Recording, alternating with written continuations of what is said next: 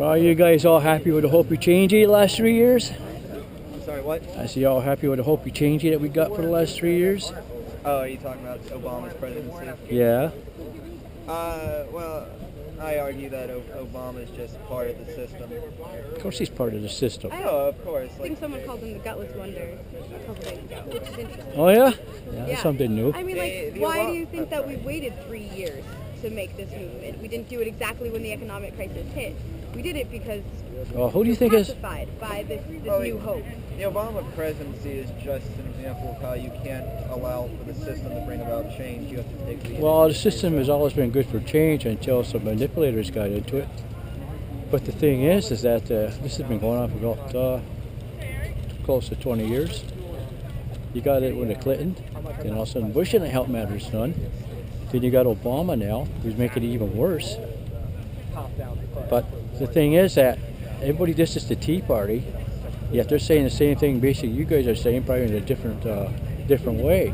Because they're just as fed up with what's going on as you people supposedly are. Oh yeah, of course. It's just the difference between this and the Tea Party. Well, the big difference is that I think the Tea Party will probably be more effective at affecting change than this thing right here. Really, you think so? Yeah, because they affected it in 2010 when they changed the House of Representatives from Democrat to Republican. Right. And they almost captured Congress. Yeah. Now, they've actually done more to help people out in this country than you guys have done for 20 years. Because who did you vote for in 2008? I didn't vote in 2008, but I would not have voted for Obama. Okay. Who would you have voted for? Who do I have voted for? I probably would have voted for a third-party candidate and his idea to electrify the movement. Well, let me ask you, you can vote now, so what do you think of Herman Cain? Herman Cain? Yeah. I completely disagree with him politically. Well, what do you think of his idea of 999? I think it'll just increase the burden of taxes on poor people while decreasing the taxes How on much taxes do poor people pay today? the brunt of the system. How much taxes do poor people pay today? I have no exact number, but I can tell you that the system is supported by the average citizen. Who pays the bulk of the taxes in the United States right now? What? Who pays the bulk of the taxes in the United States right now? Poor people. Middle class. What? The working class. Poor people. The working class. What percentage do they pay? What percentage do they pay? I can't give you an exact number. Can you give me an exact number? Yes, I can. They pay less than 20%. Are you sure you're not confusing people with corporations? No. I know. I did a tax study, by the way. I used to be I used to be state rep, and I did a tax study for the state of Vermont.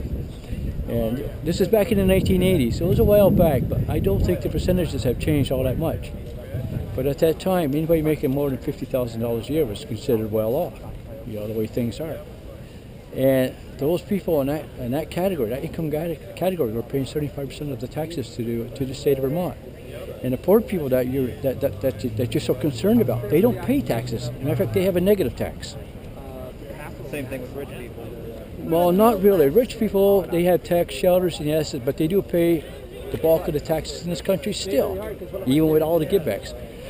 But there is one discrepancy among the corporations, if you want to get into corporations, is GE, which has received a lot of money from the government, particularly from Obama's thing of green energy.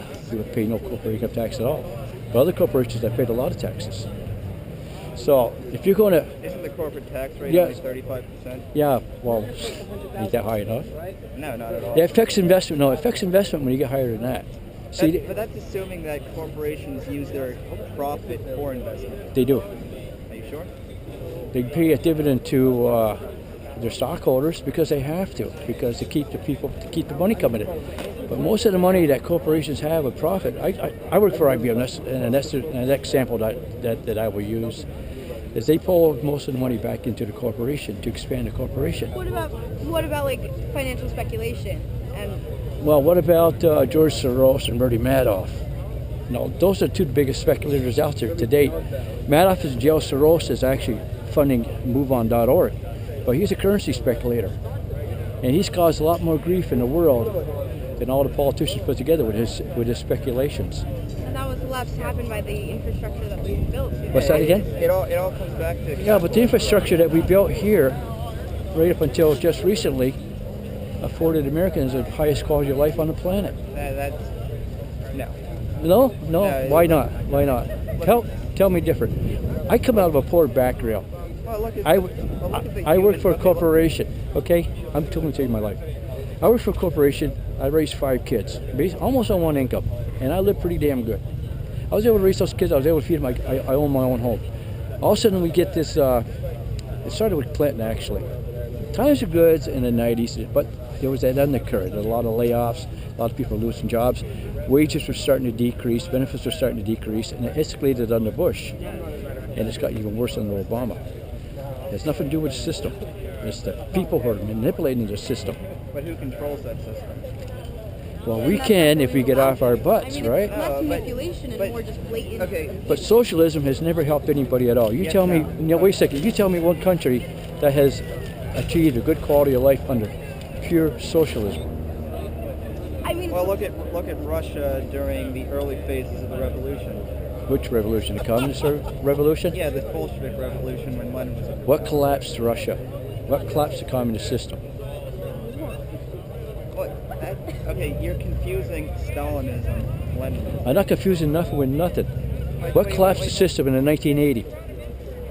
War. What? War. What war? The Soviet occupation of Afghanistan. That didn't collapse the system. what did? It was on the way down to begin with because it rotted from within. Ever read a history? Ever read Socialiskin? Say that again? Ever read Socialiskin? I have not. Well, you should. Because if there's authority on a Russian system, or the communist system, there's a man right there. He was in exile. Have you ever read Das Kapital? Yes, I have. Yeah. Yeah. So what do you think of Marx's analysis of capitalism? It's going to fall upon itself. Yeah. There's no way. No, I'm talking about Das Kapital. I'm talking about communism. It collapses on itself. Capitalism has actually, wait a second, capitalism has actually given you the best life and quality of life that the world has seen. Now, when the system is abused and manipulated, that's when you have problems. We don't have a pure form of capitalism, just like we've never seen a pure form of socialism. But Yes, you have. But once again, No, we capitalism haven't. Russia. will always It was perverted. capitalism will always collapse upon itself. Ever read Animal Farm? What?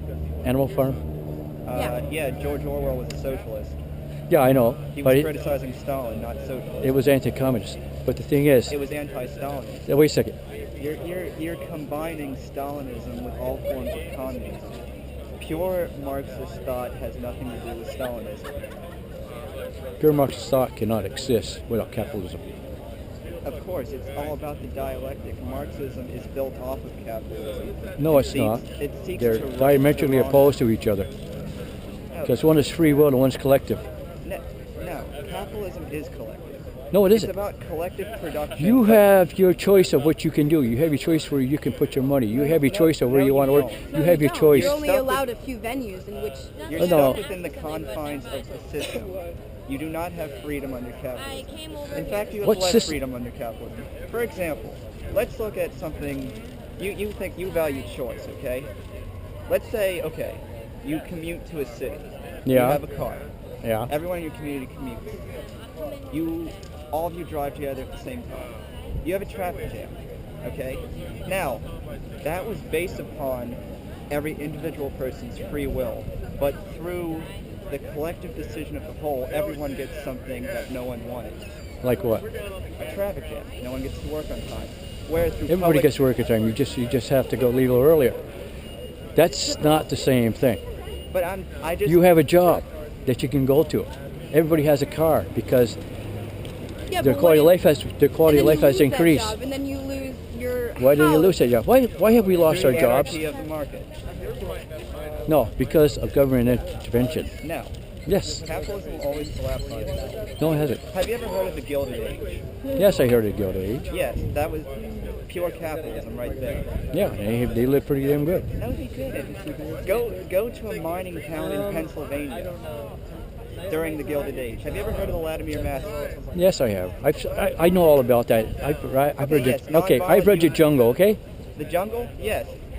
There you go. but what happened? What happened? Free market capitalism. That wasn't free market capitalism under Jungle. That was almost slavery. The meat market in Chicago.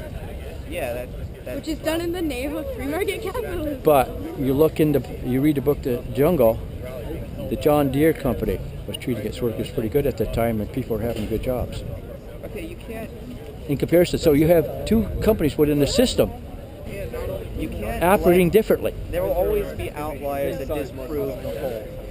But the message of the whole is consistent. No. Your day. But I'm No. like, No. there's such an abundance of I don't know what to say. Yeah, I know.